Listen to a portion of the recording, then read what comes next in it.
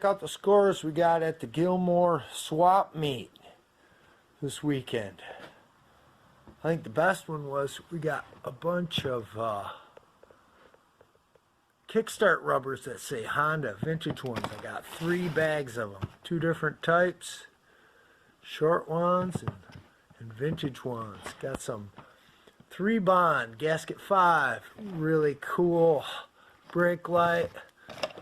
Got a new tail light from a 305. Let's check it out. Oh yeah, that one's way better shape than the one I had.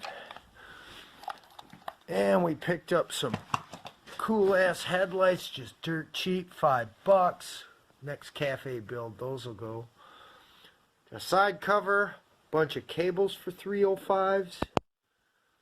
We got a clutch, some brake pads for some Nighthawks, and some levers.